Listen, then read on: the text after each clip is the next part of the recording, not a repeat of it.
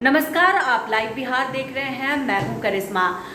रामविलास पासवान की लोजपा को लेकर छिड़ी विवाद अब पूरी तरह से खत्म हो चुकी है। चुनाव आयोग की तरफ से फैसला आ गया है। चुनाव आयोग का कहना है कि चिराग पासवान या केंद्रीय मंत्री पशुपति कुमार पारस दोनों में कोई भी चुनाव चिन्ह बंगला का उपयोग नहीं करेगा। यानी कि इलेक्शन कमीशन ने चुनाव चिन्ह बंगला को फ्रीज कर लिया है।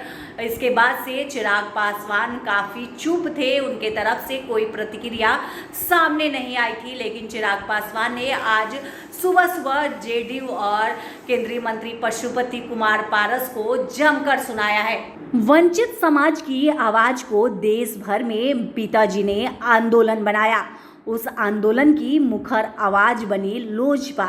लेकिन सत्ता के लोभ में फंस चुके कुछ सहयोगियों ने ही पिताजी के आंदोलन की आवाज को कमजोर कर दिया। आयोग का ये अंतरिम फैसला है। हमारे तर्कों को जगह मिली है। लोजपा की हुंकार कायम रहेगी। भयंकर कुचक्र के तहत लोजपा को खंडित करने की मुहिम जारी है। पिताजी के 5 दशकों के परिश्रम को बर्बाद करने में बिहार के सत्तालोलुपों का साथ अपनों ने ही दिया है। पिताजी के संकल्पों को विराम देने की इस कोशिश को सफल नहीं होने देंगे।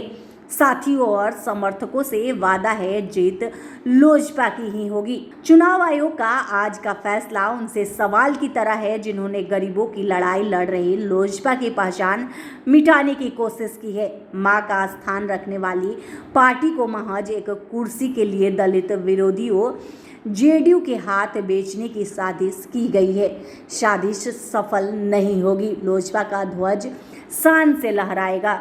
आपको बता दें कि चिराग पासवान की तरफ से जेडीयू और पशुपति कुमार पारस पर आरोप लगाया गया है। चिराग पासवान का कहना है कि उनके पिता द्वारा बनाई गई लोजपा को मिट्टी में मिलाया जा रहा है। उनके पिताजी ने मेहनत से लोजपा को बनाई है। उन्होंने कहा है कि वो ऐसा कभी होने नहीं देंगे। आपको बता दें कि चिराग पासवान ने केंद्रीय मंत्री पशुपति कुमार पारस और जेडीयू पर आरोप लगाया है कि उनकी पिताजी की 50 साल की मेहनत को मिट्टी में मिलाया जा रहा है। दरअसल पशुपति कुमार पारस ने 4 दिन पहले यानी 28 सितंबर को चुनाव आयोग को एक चिट्ठी लिखी थी। उसमें उन्होंने कहा था कि बिहार में उपचुनाव होने वाले हैं। उन्हें आशंका है कि इस उपचुनाव में लोजपा का नाम और सिंबल चिराग पासवान उपयोग कर सकते हैं। पारस ने कहा कि वे पार्टी के अध्यक्ष है। चुनाव आयोग इस पर सुनवाई कर रहा है कि लोजपा का असली अध्यक्ष कौन है। ऐसे में किसी गुट को उपचुनाव में लोजपा का नाम और सिंबल उपयोग करने का अधिकार नहीं है। पशुपति कुमार पारस ने बताया कि मैंने चुनाव आयोग से गुहार लगाई थी कि पार्टी का नाम और सिंबल को फ्रीज कर लिया जाए। मुझे आशंका थी कि चिराग पासवान बिहार में होने वाले उपचुनाव में पार्टी के नाम और सिंबल का दुरुपयोग कर सकते हैं। इसलिए मैंने आयोग से गुहार लगाई थी कि मेरी अर्जी पर चुनाव आयोग ने सिंबल को फ्रीज किया है। आपको बता दें कि चुनाव आयोग ने लोजपा का चुनाव चिन्ह बंगले को फ्रीज कर लिया है। अब पशुपति कुमार पारस या चिराग पासवान में कोई भी चुनाव चिन्ह का उपयोग नहीं कर सकता है। उन्हें अपने उम्मीदवार को नए चुनाव चिन्ह देना होगा।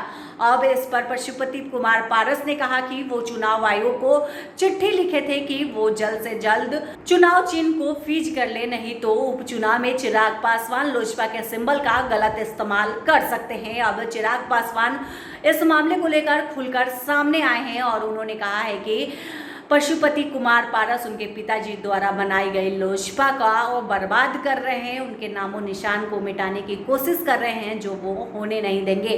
बिहार से जुड़ी तमाम अपडेट के लिए आप देखते रहें लाइव बिहार। धन्यवाद। अभी तक आपने हमारे चैनल को सब्सक्राइब न किया हो तो जल्दी सब्सक्राइब कर ले और फेसबुक पर लाइक करना न भूले। लाइव बिहार यूट्यूब पर सब्सक्राइब और फेसबुक पर लाइक जरूर करें।